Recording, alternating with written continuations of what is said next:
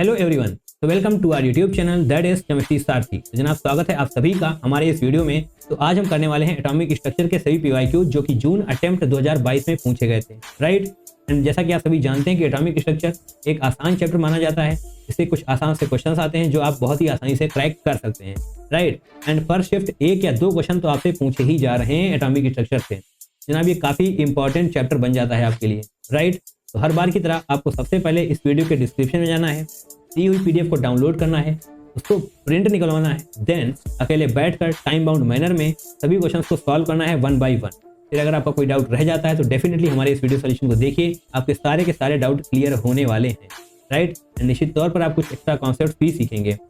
2022, 2023, 2024 के सभी पीवाईक्यूज हम करने वाले हैं चैप्टर वाइज स्ट्रक्चर्ड फॉर्मेट में। तो जनाब हमारे चैनल को सब्सक्राइब करके रखिए, क्योंकि पीवाईक्यूज की इंपॉर्टेंस आपसे बेहतर कोई जानता नहीं है, राइट। चलिए फिलहाल के लिए हम इस वीडियो को शुरू करते हैं। सबसे पहले हम लेंगे अपना फिजिकल पेन, उसके बाद आएंगे डिजिटल पेन पर। ये रहा जनाब हमारा डिजिटल पेन, राइट। तो डेफिनेटली इस वीडियो को हम शुरू करेंगे। और आज हमने स्क्रीन को ब्लैक नहीं किया है, तो अगर दिक्कत हो रही है आपकी आंखों को तो जनाब माफ़ी चाहेंगे, बट यस इस वीडियो को हम शुरू करते हैं। Question number 1, consider the following pairs of electrons. ठीक है जनाब, 3 पेयर दिए हुए हैं, हमने देख भी लिए। आगे बताइए क्या करना है। The pairs of electron present in degenerate orbitals. Degenerate orbitals, इसका रूल क्या है, इनके बारे में आप क्या जानते हैं। डिजेनरेट ऑर्बिटल्स के बारे में अगर आप कुछ नहीं जानते जनाब जीवन में समस्या है, जानिए। चलिए यहाँ पर हमको 2 रूल लिख कर दे रहे हैं जिसकी हेल्प से आप इस क्वेश्चन को क्रैक कर पाएंगे। और डिजेनरेट, डिजेनरेट की स्पेलिंग क्या होगी जनाब, यहाँ से देख कर लिख लेते हैं हम, डिजेनरेट ऑर्बिटल्स, राइट। 2 रूल है जनाब, n+l की वैल्यू सेम होनी चाहिए, ध्यान रखना है। n+l की वैल्यू सेम होनी चाहिए। एंड जनाब m डिफरेंट होना चाहिए, राइट। m की वैल्यू डिफरेंट होनी चाहिए, या फिर हम बोले ml भी कर सकते हैं आप। और डिजेनरेट ऑर्बिटल्स, अगर आपकी शॉर्ट नोट कॉपी में इसके बारे में कुछ नहीं लिखा है ना जनाब, तो जाकर लिखिए। अभी इस वीडियो को पॉज करिए, शॉर्ट नोट कॉपी ओपन करिए एंड इसको लिखिए। और डिजेनरेट ऑर्बिटल्स आपके पास ये 2 रूल होने चाहिए, n+l की वैल्यू सेम होनी चाहिए, m की वैल्यू डिफरेंट होनी चाहिए। देखिए जनाब इन 3 पेयर्स में से ऐसा कौन है जो इस रूल को फॉलो कर रहा है। ए को देखिए, n=3 यानी कि 3+1 4 हो जाएगा, 3+2 5 हो जाएगा। n+l की वैल्यू सेम नहीं है तो डेफिनेटली ये वाला आंसर नहीं होने वाला, ऑब्वियसली गलत हो जाएगा। 3+1 4 होता है, 3+2 5 होता है, तो जनाब ये 4 और 5 डिफरेंट होते हैं। बी को देखिए, n=3 l=5 यानी कि 3+2 5, 3+2 5। n की वैल्यू, n+l की वैल्यू सेम आ चुकी है। और अब बारी है m की वैल्यू डिफरेंट होनी चाहिए। यस जनाब, -2 -1 डिफरेंट है, तो यस यही है जिसको हम ढूंढ रहे थे अभी तक, बी। बट आपको ऑप्शन बी मार्क नहीं करना है, ऑप्शन जनाब यहाँ पर दिए हुए हैं, आगे भी देखिए। सी, पेयर नंबर सी को देखिए, n=4 l=2, 4+2 6, 3+2 5, यहीं से गलत हो गया, हटा दीजिए इसको। तो जो 3 पेयर दिए हुए थे उसमें से दूसरा पेयर यानी कि पेयर नंबर बी वो है जो डिजेनरेट ऑर्बिटल्स के रूल्स को फॉलो कर रहा है, यानी कि ऑप्शन नंबर सी सही हो जाएगा। सॉरी, ऑप्शन नंबर बी सही होगा जनाब। जस्ट अ सेकेंड, ऐसी गलती नहीं करनी है जो हमने करी है अभी तक। क्वेश्चन को मार्क करते टाइम जनाब 2 सेकंड का अगर वेट, 2 सेकंड का टाइम अगर आप ज़्यादा भी ले लेंगे ना तो कोई दिक्कत नहीं है, +4 मिलना चाहिए। अगर आप कॉन्सेप्ट आता है, अगर आपने क्वेश्चन पे टाइम स्पेंड किया है तो जनाब आपको +4 मिलने चाहिए, राइट। तो 2 सेकंड एक्स्ट्रा लीजिए बट करेक्ट मार्क करिए, ऑप्शन नंबर बी सही हो जाने वाला है, राइट। तो इसको नोट कर लीजिए, अगर आपने नोट नहीं किया है डिजेनरेट ऑर्बिटल्स अगर आपको नहीं पता थे तो पता होने चाहिए अब, राइट। आगे बढ़िए, क्वेश्चन नंबर 2 को करिए। The energy of 1 mole, okay, अभी तक आपने 1 मोल की एनर्जी नहीं निकाली होगी। 1 mole of photons of radiation of wavelength 300 nanometre. जनाब एनर्जी का जो फॉर्मूला अभी तक आपने पढ़ा है, एनर्जी इक्वल टू क्या है, वेवलेंथ दी हुई है, ओके। और जनाब क्या दिया हुआ है, hc/λ, ओके दैट्स इट। ये हो जाने वाला है एनर्जी का फॉर्मूला, hc/λ। बट आपसे 1 मोल पूछा गया, तो 1 मोल निकालने के लिए आपको Na यानी कि एवोगैड्रो नंबर से मल्टीप्लाई भी करना पड़ेगा, राइट। hc की वैल्यू जनाब यहाँ पर लिखी हुई है, h की वैल्यू ये रही, c की वैल्यू ये रही, 6.63 इंटू 10⁻⁻34, राइट। c की वैल्यू जनाब ये है 3 into 10⁸, 3 into 10⁸ divided by lambda क्या है जनाब, 300 नैनोमीटर, 300 इंटू 10⁻⁹ मीटर, राइट। और Na Na से भी मल्टीप्लाई आपको करना पड़ेगा 6.02 इंटू 10⁻23। ये सारी वैल्यू जो आपको दी हुई है 1 मोल था, इसीलिए आपको एवोगाड्रो नंबर से मल्टीप्लाई भी करना पड़ेगा, राइट। इसको जब आप सॉल्व करेंगे तो डेफिनेटली आप करेक्ट आंसर तक पहुंच जाएंगे। चलिए जनाब सॉल्व करने की कोशिश करते हैं हम। पेन चेंज करेंगे, येलो लेकर आएंगे। आई थिंक येलो आपको सही से दिखाई भी देगा, राइट। कैसे जनाब करेंगे इसको हम, या फिर आप करके देख लीजिएगा। चलिए कर देते हैं साथ में। 3 जब इसको आप हटाएंगे तो सबसे पहले तो हम यहाँ पर 10 की वैल्यूज़ को सेटिस्फाई कर लेते हैं। 9 है यहाँ पर, 34 जनाब ये हो जाने वाला है। इसको हटाइए ऐसे, तो ऐसे हटाएंगे तो जनाब आने वाला है 25, राइट। -25 हो जाएगा। बट आई थिंक आपको येलो पेन दिखाई नहीं दे रहा होगा, तो हम पेन को चेंज करेंगे। कौन सा पेन लें जनाब, येलो रेडी रखते हैं, ओके। जनाब 25 यहाँ पर हो जाएगा। That's it. ये 10⁻⁻9 जा चुका है। 23 और 8 31 होते हैं, तो डेफिनेटली यहाँ पर जनाब इसको हटाइए। यहाँ पर फिलहाल के लिए हम 10 टू द पावर की वैल्यूज ही सॉल्व कर रहे हैं अभी के लिए। 23 यहाँ पर है, 8 यहाँ पर है, 31 हो जाएगा, 25 यानी कि 10 टू द पावर 6 आने वाला है, ओके। इनको सॉल्व करिए। 6.63 इंटू 6.02 इंटू 3 डिवाइड बाई 300। इसको जब आप ऐसे करेंगे यहाँ पर 100 आ जाएगा, और इस 100 को भी जब आप इस तरफ करेंगे तो यहाँ पर जनाब 10 टू द पावर 4 आने वाला है, राइट। क्या हो रहा है, ओके। 10 टू द पावर 4 आ जाने वाला है। अब 6.63 इंटू 6.02 की वैल्यू आप कैलकुलेट करिए। चलिए कर लेते हैं। 663 पॉइंट्स को अभी के लिए देखिए, थोड़ा सा हम अप्रॉक्सीमेशन भी कर सकते हैं क्योंकि जनाब काफ़ी दूर दूर वैल्यूज़ दी हुई हैं। तो 6.02 को हम 600 ही मान लेते हैं, या फिर सिर्फ 6 रखिए, सिर्फ 6 से मल्टीप्लाई कर दिए। 6.06 की कोई भी ज़रूरत नहीं है, 6.02 है बट 6 मान लेंगे हम। 6 इंटू 3 18, 1 आएगा 6 6 3 7 आएगा 37 प्लस 3 हो जाएगा 6 6 छतियाँ 18, हिंदी में ही कर लो यार। छतियाँ 18, 1 37 39 31 39, और जनाब पॉइंट भी लगेगा। 39.78 आने वाला है इंटू 10 टू द पावर 4 हो जाएगा, ओके। तो जो कुछ भी ये आएगा वो जनाब आने वाला है जूल में, राइट, क्योंकि स्टैंडर्ड यूनिट्स में ही आने वाला है। 39.78 ये जनाब जूल में आएगा। आपको यहाँ पर ऑप्शन दिए हुए हैं किलो जूल में, तो किलो जूल में कन्वर्ट करने के लिए आपको यहाँ पर ये आ जाने वाला है 397.8 into 10 to the power 3 joule करिए आप, या फिर आप इसको डायरेक्टली ही किलो जूल लिख सकते हैं, राइट। देखिए कौन सा अप्रॉक्सीमेट है, 397, तो डेफिनेटली 399 ये करेक्ट आंसर आपका हो जाएगा। आपने थोड़ा सा अप्रॉक्सीमेशन लिया था जिसकी वजह से 399 नहीं 397 आया है, but that's okay.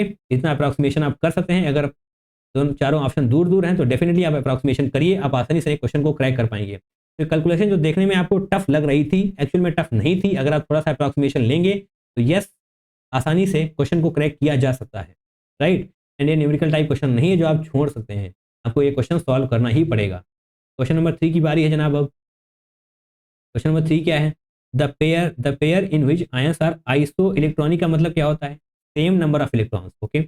Isoelectronic with Al3+, तो Al3+ में कितने इलेक्ट्रॉन है, तो बेसिकली आपको ये बताना है कि ऐसा कौन सा पेयर है यहाँ पर जो एल्यूमिनियम 3 पॉजिटिव के साथ आइसो इलेक्ट्रॉनिक है, यानी कि जितने इलेक्ट्रॉन एल्यूमिनियम 3 पॉजिटिव में हैं उतने ही इलेक्ट्रॉन इन दोनों पेयर्स में भी होने चाहिए जो आपको यहाँ पर लिखे हुए हैं, राइट।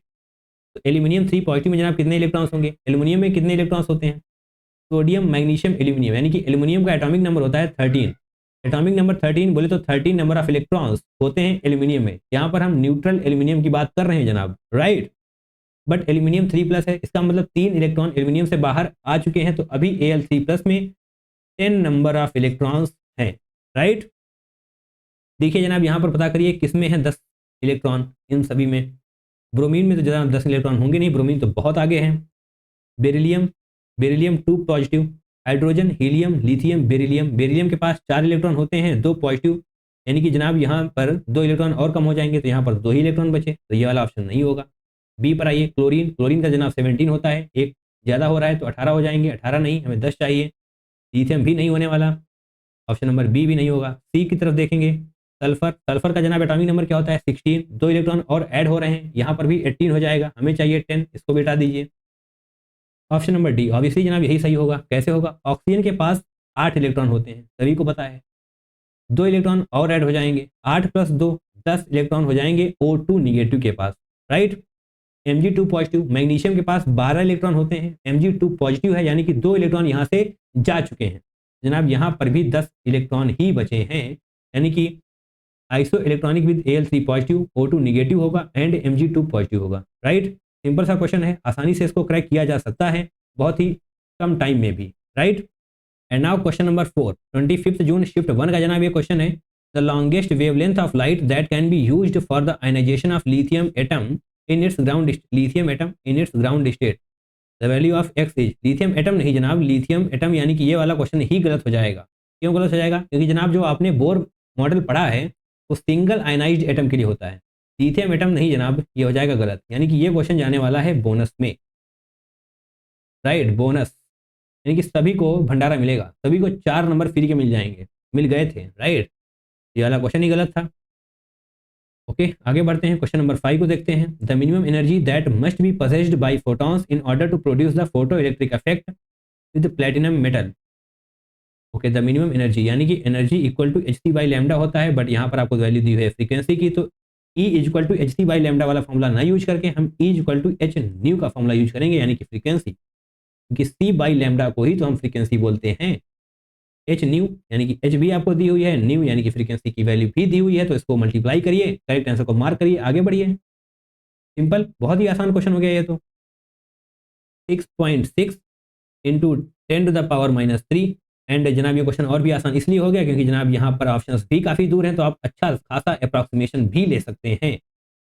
1.3 इंटू 10⁻⁻, क्या है जनाब, माइनस नहीं +15। राइट, ऐसे करेंगे हम, तो जनाब सॉल्व करिए, क्या आने वाला है, 13 छक्का 78, 8 7 आ जाएगा, 85 यानी कि 85 यहाँ पर होगा, 8.58 इंटू, इसको जब आप सॉल्व करेंगे तो आने वाला है 10⁻⁻19। देखिए क्या कोई ऐसा ऑप्शन है, 8.58 इंटू 10⁻⁻19 बिल्कुल करेक्ट जनाब आया है ऑप्शन नंबर सी। राइट, बहुत आसान क्वेश्चन है, 1 मिनट जनाब 30 सेकंड, 20 सेकंड के अंदर आपसे ये क्वेश्चन क्रैक होना चाहिए। क्वेश्चन नंबर 6 की तरफ आइए, 26 जून शिफ्ट 1 का जनाब ये क्वेश्चन है, पढ़ते हैं हम। If the radius of the third Bohr orbit of hydrogen atom is r3 and the radius of fourth orbit Bohr orbit is r4 then, okay, तो आपको रिलेशन बताना है यहाँ पर। राइट, जनाब यहाँ पर रेडियस का फॉर्मूला भी आपको पता होना चाहिए, क्या होता है formula, r equal to r naught क्या है यहाँ पर, Bohr radius. Right, n square by Z, r equal to r naught n square by Z. Okay, ये हो गया है फॉर्मूला। और यहाँ पर हाइड्रोजन एटम है तो बहुत ही आसान हो गया क्योंकि जनाब जेड की वैल्यू तो 1 हो जाने वाली है, simple. Okay, if the radius of the third orbit यानी कि r3, थर्ड ऑर्बिट की रेडियस क्या होने वाली है, r नॉट को एज इट इज रखिए, कोई दिक्कत नहीं है। n स्क्वायर यानी कि कौन सी ऑर्बिट है, थर्ड है, तो 3 का स्क्वायर जनाब क्या होने वाला है, 9 डिवाइडेड बाई 1, क्योंकि जनाब जेड यानी कि एटॉमिक नंबर ऑफ हाइड्रोजन क्या होता है, 1, तो r3 is equal to r naught into 9, r3 is equal to 9 r naught. Okay, got it. आगे देखिए, r4 क्या होने वाला है, r4, क्योंकि जनाब यहाँ पर fourth orbit and third orbit के बीच में आपको रिलेशन बताना है, तो r नॉट तो एज इट इज रहेगा, जेड की वैल्यू यहाँ पर भी बना जाएगी तो उसको निगलेक्ट कर सकते हैं हम। एन स्क्वायर यानी कि फोर्थ ऑर्बिट यानी कि 4 का स्क्वायर क्या होने वाला है, into 16। Right, r4 is equal to 16 r naught. Okay, अब जनाब r3 एंड r4 के रिलेशन निकालने के लिए आपको r नॉट को गायब करना पड़ेगा। ओके, यहाँ पर r नॉट की वैल्यू r3 के अकॉर्डिंग क्या होगी, ठीक है, छोटी मोटी मैनिपुलेशन है, आप फटाफट से कर पाएंगे क्योंकि जनाब आप मैथमेटिक्स के स्टूडेंट हैं। r naught equal to r3 divide by 9। Okay, तो यही r नॉट की वैल्यू आप इसमें रख दीजिए, आपको आंसर मिल जाएगा, सिंपल है यार। r4 is equal to 16 into r3 divided by 9, r4 is equal to 16/9 into r3, क्या कहीं पर आपको नजर आ रहा है, definitely yes, option number B सही हो जाएगा। मैनिपुलेट जनाब आप बचपन से सभी को करते आ रहे हैं, कई जगह आपने मैनिपुलेट करने का प्रयास किया है, कहीं कहीं पर आप असफल हुए हैं, कहीं कहीं पर सफलता भी मिली है। जनाब यहाँ पर मैनिपुलेशन सीख लीजिए, 100% सफल हो जाएंगे। आगे देखिए, question number 7, the number of radial and angular nodes in 4D orbitals are respectively. जनाब radial node and angular nodes का फॉर्मूला आपको पता होना चाहिए। रेडियल नोड्स क्या होता है, n - l - 1। राइट, ओके, इस तरीके से लिखेंगे, ये हमने क्या लिखा, radial nodes. Number of radial nodes के लिए आपको इस फॉर्मूले का यूज करना है। एन और एल क्या होता है अभी बताते हैं, इंतजार करिए। एंगुलर नोड्स क्या हो जाने वाला है, एंगुलर नोड्स जनाब एल ही होते हैं। एल का मतलब एंगुलर नोड, रेडियल नोड्स का मतलब n minus l minus one. Got it, simple. आइए 4D लिखा हुआ है, 4D का मतलब जनाब क्या होगा, 4D का मतलब जनाब ये होने वाला है कि n इक्वल टू 4 हो जाएगा एंड l इक्वल टू 2 हो जाएगा। ये हमने कैसे लिख दिया, इसको समझने के लिए आप यहाँ पर आइए, साइड में देखिए, बहुत ही ध्यान से, हम बहुत ही अच्छे तरीके से समझाने वाले हैं आपको, राइट। बहुत ही ध्यान से आपको समझते हुए चलना है, कुछ भी कंफ्यूज नहीं होना है, आंखों में आंखें डालकर देखिए समझने के इरादे से, राइट। कुछ और नहीं सोचना है, हमसे जो जनाब बिल्कुल नहीं सोचना है, राइट। n इक्वल टू 4, तो आप यहाँ पर लिखिए S P D F। n की वैल्यू आपको यहाँ पर डायरेक्टली दी जाएगी, राइट। 4D या कुछ भी हो सकता है, 4D 4F, तो जनाब वो होने वाली है n की वैल्यू। l की वैल्यू हम आपको समझाना चाहते हैं, l की वैल्यू S है तो फिर 0 होगी, P है तो फिर 1 होगी, D है तो फिर 2 होगी एंड F के केस में 3 होगी। इसको आप याद कर लीजिए। n की वैल्यू तो आपको डायरेक्टली देखने पे मिल जाएगी, बट D के लिए 2 होती है, L की वैल्यू, P के लिए 1, S के लिए 0, F के लिए 3। सिंपल, आसान है, रट जाएगा, याद हो चुका है, डेफिनेटली हो चुका है। आगे आइए, तो 4D में n की वैल्यू तो 4 होने ही वाली है, आपको सामने दिखाई दे रहा है। D की वैल्यू हमने क्या बोली, 2 होती है। D के केस में L की वैल्यू 2 होती है, डेफिनेटली L की वैल्यू 2 होने वाली है। ओके, अब रेडियल नोड्स का फॉर्मूला अप्लाई कर दीजिए, आपको आंसर मिल जाएगा, सिंपल है। n इक्वल टू 4 होने वाला है, L इक्वल टू 2 होने वाला है, -1 पहले से ही है। जब आप इसको सॉल्व करेंगे तो जनाब आने वाला है 4 - 2 - 1 दैट इज 1, यानी कि नंबर ऑफ रेडियल नोड्स क्या है, 1। रेडियल नोड्स क्या है, 1, यानी कि ऑप्शन नंबर 2, ऑप्शन नंबर 4 नहीं होगा, क्योंकि जनाब हमसे रिस्पेक्टिवली लिखा हुआ है, तो नंबर ऑफ रेडियल नोड्स हमें पहले बतानी है, तो 1 1 यहाँ पर दोनों में है। आगे देखते हैं कौन सा ऑप्शन सही होने वाला है। Number of angular nodes, angular nodes तो जनाब डायरेक्टली हैं, एंगुलर नोड्स को ही तो हम बोलते हैं L इक्वल टू 2, आपने डायरेक्टली देख लिया है, तो n equal to 2, option number 1 आपका सही हो जाएगा। आपको ये चीज़ पता होनी चाहिए, radial nodes n minus l minus one, angular nodes that is L की वैल्यू आप इस तरीके से निकाल सकते हैं। ये वाला चार्ट आपकी शॉर्ट नोट्स कॉपी में लिखा हुआ होना चाहिए। हो सकता है अभी आपको समझ में आ चुका है, बट हो सकता है आगे आप भूल जाएं, आगे आप ना भूलें, दोबारा वीडियो देखने की जरूरत ना पड़े, तो शॉर्ट नोट्स कॉपी को ओपन रखा करिए, कुछ नई चीज़ें समझ में आती हैं तो लिखते जाइए। ओके, चलिए आगे बढ़ते हैं। Question number 8, if the uncertainty in velocity and position of a minute particle in space are 2.4 into 10 to the power minus 26 and 10 to the power minus 7 meter, the mass of the particle of gram is okay। जनाब ये है Heisenberg uncertainty principle का question, right. Heisenberg uncertainty principle में आपने ये पढ़ा होगा, delta x dot delta p is greater than and equal to h/4 pi. ये हमने अपने मन से नहीं लिखा है जनाब, ये आपकी हाइजेनबर्ग अनसर्टेनिटी प्रिंसिपल का ये फॉर्मूला है, राइट। डेल्टा एक्स क्या क्या है यहाँ पर, पोजीशन, डेल्टा एक्स पोजीशन है, डेल्टा पी जनाब मोमेंटम है। मोमेंटम को आप मास इंटू वेलोसिटी भी लिख सकते हैं, राइट। मोमेंटम को हम मास इंटू वेलोसिटी भी लिख सकते हैं, वही मास आपसे यहाँ पर पूछा गया है। वेलोसिटी आपको दी गई है, पोजीशन आपको दी गई है, h/4 पाई कांस्टेंट होता है, तो आसानी से आप इसको सॉल्व कर पाएंगे। तो ठीक है, पूरी तरीके से हम इसको अलग करते हैं, फिर लिखते हैं। डेल्टा एक्स आपका इस तरफ जाएगा, डेल्टा पी को तोड़िए, मास एंड वेलोसिटी में मास आपको चाहिए, तो मास को यहाँ पर रखिए, इक्वल टू करते हैं h/4 pi as it is रखिए, इनटू डेल्टा एक्स इस तरफ से इस तरफ आया जाएगा, तो डिवाइड में हो जाएगा डेल्टा एक्स। अब जनाब मोमेंटम से आपने मास निकाल लिया है, वेलोसिटी बची हुई है, तो वेलोसिटी भी इस तरफ आ जाएगी।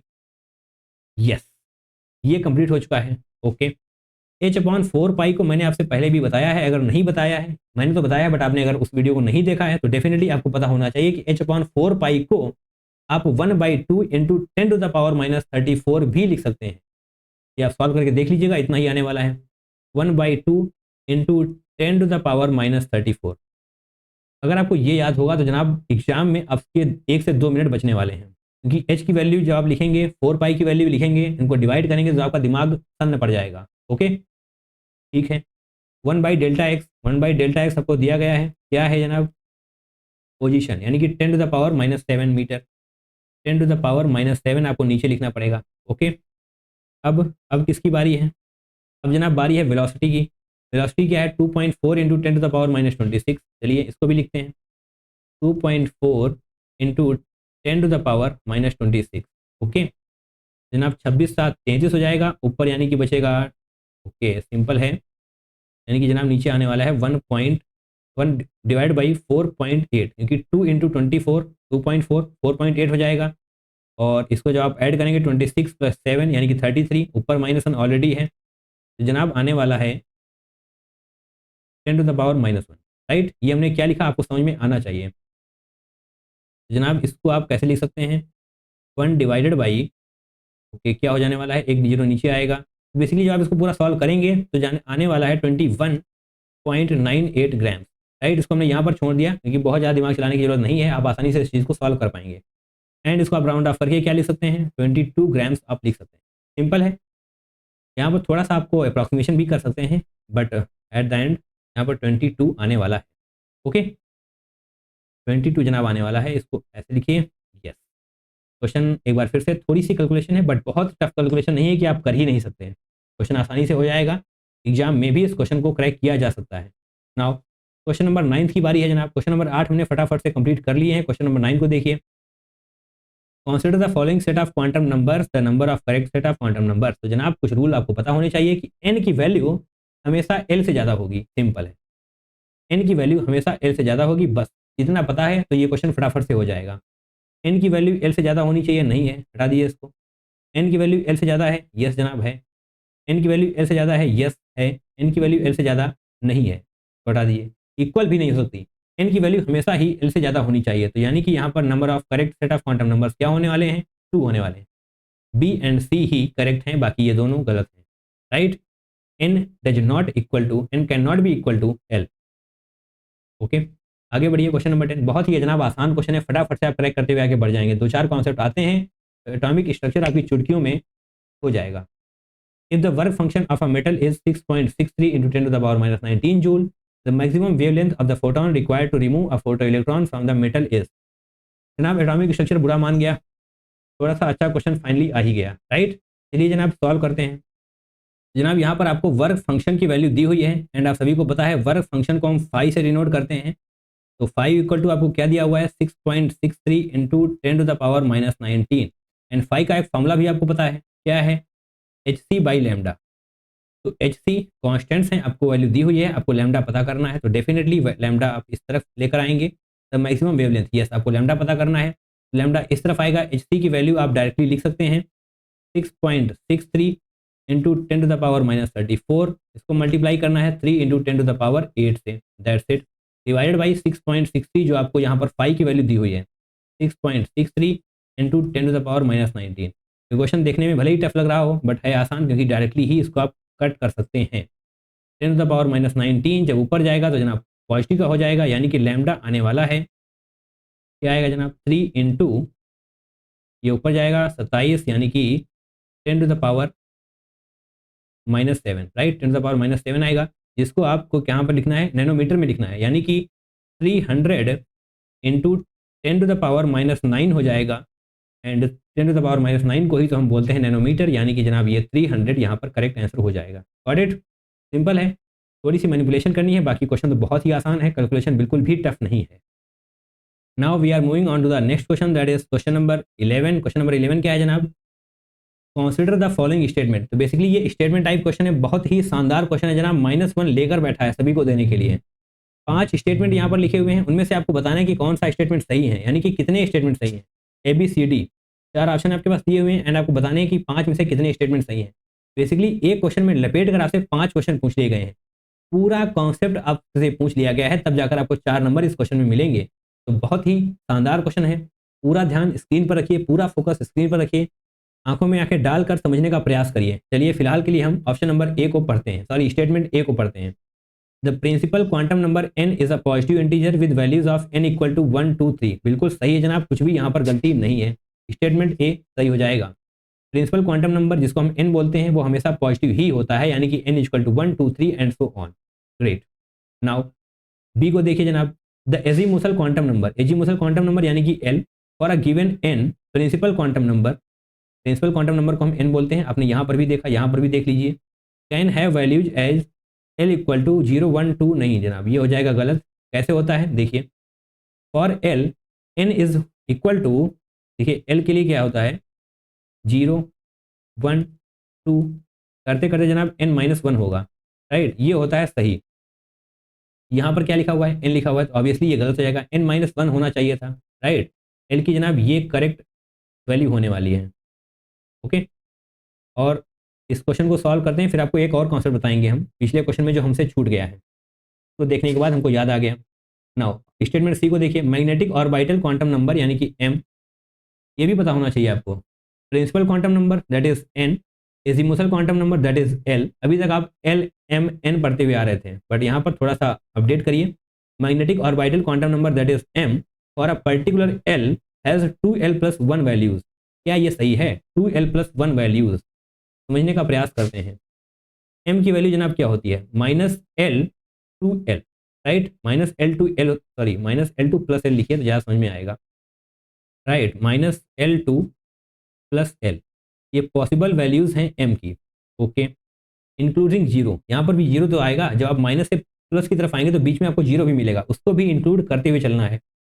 ओके, तो ऑब्वियसली 2l+1 हो जाने वाला है, एक l इस तरफ से एक l इस तरफ से, 2l+1 जीरो की वजह से हो रहा है, तो डेफिनेटली 2l+1 ही होने वाला है। अगर आप एग्जाम्पल के लिए समझना चाहते हैं जनाब देखते हैं, 2 मान लेते हैं यहाँ पर, ठीक है, -2 -1 जीरो आएगा, 1 2 बस 5 हो गए जनाब, -2 यानी कि -l2 + l। तो ऑब्वियसली आप देख पाएंगे 2l+1 करिए, ऑब्वियसली 5 ही आने वाला है, l की वैल्यू यहाँ पर 2 रखिए, +1 करिए, 5 ही आने वाला है। तो डेफिनेटली आपको यहाँ पर समझ में आ चुका है 2l+1 वैल्यूज होने वाली है m की। तो ऐसे करिए, यस, यानी कि स्टेटमेंट सी भी सही है। अब स्टेटमेंट डी को देखिए, +-1/2 are the two possible orientations of electron spin, तो ये भी सही है। +1/2 या फिर -1/2, यही दो पॉसिबल स्पिन होती हैं। ओके, यानी कि स्टेटमेंट बी तो गलत हो गया है, but A, C and D सही हैं। लास्ट को भी देखिए, statement D, sorry statement E, for l = 5 there will be a total of 9 orbitals. अभी अभी आपने फॉर्मूला पढ़ा है, देख लीजिए, l = 5, 2l+1 आपने फॉर्मूला पढ़ा है, l = क्या है 5, तो 5 × 2 10 + 1, ये तो जनाब 11 आ गया, 11 होगा, बट यहाँ पर तो 9 लिखा हुआ है, तो डेफिनेटली ये वाला हो जाएगा गलत। Statement A, C and D आपके सही हैं, ए सी डी सही है, यानी कि ऑप्शन नंबर सी आपका सही हो जाएगा। तो बेहद ही लाजवाब क्वेश्चन था जनाब ये, 1 से 2 बार प्रैक्टिस मस्ट है इसकी, सब कुछ समझते हुए चलिए, जो भी कॉन्सेप्ट बताया जा रहा है उसको भी कंप्लीट करते हुए आगे चलना है, राइट। ये सभी फॉर्मूले को शॉर्ट नोट्स कॉपी में नोट करिए, आगे समझ में भी आना चाहिए। आपको ये भी पता होना चाहिए कि प्रिंसिपल क्वांटम नंबर n होता है, एजीमुथल क्वांटम नंबर l होता है, and magnetic orbital quantum number को हम m बोलते हैं, राइट। चलिए आगे बढ़ने से पहले आपको थोड़ा सा पीछे ले जाएंगे, एक कॉन्सेप्ट छूटा था जनाब, हालांकि उस क्वेश्चन में उसका कोई यूज नहीं है, बट फिर भी आपको पता होना चाहिए। m की पॉसिबल वैल्यूज क्या हैं? -l2 + l, right, -l2 + l, हालांकि हम आपको पहले भी बता चुके हैं, एंड यहाँ पर ये चीज़ें सही थी। -l2 + l हो सकता है, यानी कि -3 2 + 3 हो सकता है, -3 है, -2 2 + 2 हो सकता है, -2 है, -1 से +1 हो सकता है, +1 है, -2 से +2 हो सकता है, +2 है, राइट। तो इस क्वेश्चन में हालांकि कुछ भी फर्क नहीं पड़ने वाला था, बट फिर भी हमने आपको बताना ही ठीक समझा, ताकि आपके सारे कॉन्सेप्ट ब्रशअप हो जाएं। नाउ क्वेश्चन नंबर 12 को देखते हैं। 29 जून शिफ्ट 1 का जनाब ये क्वेश्चन है। ओहो, ये भी स्टेटमेंट टाइप क्वेश्चन है, ए बी सी डी, ओहो फंसाने की कोशिश की है जनाब आपको, एक बार फिर से करेक्ट ही पूछा गया है। Okay, the electronic configuration of chromium is argon 3d5 4s1, बेशक बिल्कुल सही है जनाब ये, ऑब्वियसली, क्योंकि सभी को पता है क्रोमियम एंड कॉपर की एक्सेप्शनल कॉन्फ़िगरेशन होती है, 4s1 3d5 यहाँ पर होगा, एंड कॉपर के केस में 4s1 3d10 होने वाला है। आगे देखिए, द मैग्नेटिक क्वांटम नंबर में have a negative value, obviously अभी अभी आप देख कर आए हैं कि -l2 + l होता है, तो ये वाला भी स्टेटमेंट सही है। In the ground state of an atom the orbitals are filled in order of their increasing energies, ये जनाब ये भी सही है। ऑफ बाउ रूल के अकॉर्डिंग ये स्टेटमेंट बिल्कुल सही है, इंक्रीजिंग एनर्जी के ऑर्डर में ही हम फिल करते हैं, ठीक है जनाब। स्टेटमेंट डी को देखिए, तीनों स्टेटमेंट बहुत ज़्यादा टफ तो नहीं है। डी को देखिए, the total number of nodes are given by n-2, देखिए टोटल नंबर ऑफ नोट्स क्या होता है? Radial nodes plus angular nodes, simple है। रेडियल नोट्स का फॉर्मूला आपको पता है, एंगुलर नोट्स का फॉर्मूला पता है, दोनों को ऐड करिए, देखते हैं क्या आता है। टोटल नोट्स, रेडियल नोट्स, चलिए हम डायरेक्टली लिख रहे हैं, रेडियल नोट्स क्या होता है? n-l-1, अभी अभी आपको हम बताकर आ रहे हैं, रेडियल नोट्स n-l-1 होता है, और एंगुलर नोट्स क्या होता है? l होता है, राइट। इन दोनों को ऐड करिए, टोटल नोट्स आ जाएंगे।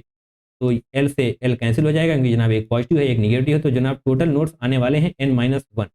बट यहाँ पर क्या लिखा हुआ है n-2, तो ऑब्वियसली ये वाला स्टेटमेंट गलत हो जाएगा। ए बी सी सही है, यानी कि ऑप्शन नंबर डी करेक्ट हो जाने वाला है। Total notes radial nodes plus angular notes होता है। रेडियल नोट्स का फॉर्मूला क्या है n-l-1।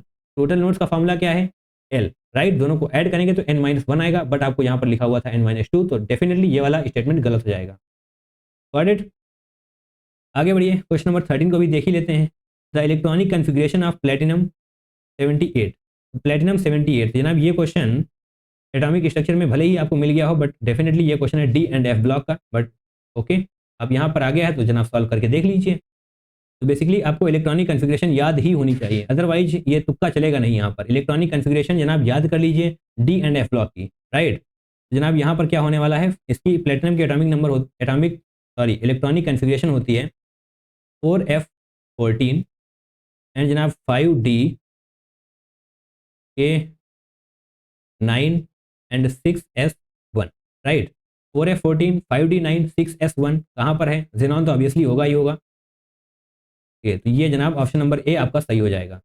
तो इलेक्ट्रॉनिक कन्फिग्रेशन आपको याद होनी चाहिए। देख लीजिए जनाब, इलेक्ट्रॉनिक कन्फिग्रेशन पे डायरेक्ट 4 नंबर का क्वेश्चन पूछ लिया गया है। अब जनाब इलेक्ट्रॉनिक कन्फिग्रेशन अगर आप अभी नहीं याद कर रहे हैं तो फिर कब करेंगे, कर लो यार। डी एंड एफ ब्लॉक की एटलीस्ट इलेक्ट्रॉनिक कन्फिग्रेशन आपको याद होनी चाहिए। ओके, आगे बढ़िए। क्वेश्चन नंबर 14, आई थिंक ये हमारे सेशन का लास्ट क्वेश्चन है। ओके यस, ये हमारे सेशन का लास्ट क्वेश्चन है, तो फटाफट से हम इसको भी कंप्लीट करते हैं। Which of the following is the correct plot for the probability density chi square as a function of distance r on the electron from the nucleus? तो आपको ये पता होना चाहिए कि chi स्क्वायर हमेशा ही पॉजिटिव होने वाला है, तो जो भी निगेटिव है उसको हटा दीजिए। ऑप्शन नंबर सी को निगलेक्ट कर सकते हैं हम, option number A B D को अभी करते हैं। कैसे करेंगे देखिए। 2s के केस में जनाब क्या है, n=2 हो जाएगा, l=0 है, n=2 जनाब 2 होगा, n=2 l=0। l=0 कैसे होगा, क्योंकि जनाब s है, s में l=0 होता है, p में l=1 होता है, d में l=2 होता है एंड f के केस में l=3 होता है, राइट। रेडियल नोड्स का फॉर्मूला लगाइए। रेडियल नोड्स क्या आएगा जनाब, n-l-1। n क्या है 2 है, l क्या है 0 -1। जब आप इसको सॉल्व करेंगे तो आने वाला है n 1 का मतलब क्या है, एक बार ऐसे होगा, राइट। रेडियल नोड से ही आप इसको डिस्क्राइब कर पाएंगे। जनाब यहाँ पर तो रेडियल नोड्स की वैल्यू 0 आनी चाहिए था इसके लिए, तो ये भी नहीं होगा। n=1 के लिए जनाब ये सही होगा, क्योंकि जनाब एक बार छू के वापस से ऐसे हो रहा है, राइट। ऑप्शन नंबर बी यहाँ पर भी सही है। बेसिकली आपको ये पता होना चाहिए कि साई स्क्वायर कभी भी निगेटिव नहीं होने वाला। ऑब्वियसली जनाब स्क्वायर की कौन सी वैल्यू निगेटिव हो जाती है, सारी पॉजिटिव ही रहती हैं। ओके, आगे बढ़िए। आगे क्या बढ़ना है, अब आंसर की आ गई। 14 क्वेश्चन हमने कंप्लीट किए, बहुत ही लाजवाब क्वेश्चन थे। कुछ क्वेश्चन काफ़ी अच्छे थे एंड कुछ क्वेश्चन काफ़ी आसान भी थे। तो बेसिकली एटॉमिक स्ट्रक्चर को आप एक आसान चैप्टर मान सकते हैं। कुछ अगर चीज़ें अच्छी होंगी, कैलकुलेशन मजबूत होगी, तो फटाफट से सारी चीज़ें कंप्लीट होने ही वाली, राइट। चलिए जनाब, आपने हमारे इस वीडियो को लास्ट तक देखा, पूरी शिद्दत के साथ जनाब आपने इस वीडियो को देखा होगा। Thank you so much from the bottom of the heart. और जनाब अगर आपको प्रैक्टिस करनी है और भी ज़्यादा क्वेश्चंस की, तो जनाब साइड में देखिए एटॉमिक स्ट्रक्चर की प्लेलिस्ट आपको नजर आ जाएगी। स्ट्रक्चर्ड फॉर्मेट में चैप्टर वाइज क्वेश्चंस आपको दिए गए हैं, जाइए ओपन करिए, फटाफट से प्रैक्टिस करनी शुरू करिए, राइट। चलिए जनाब, मिलते हैं किसी दूसरे वीडियो में। Till then take care, tata bye bye and I love you all.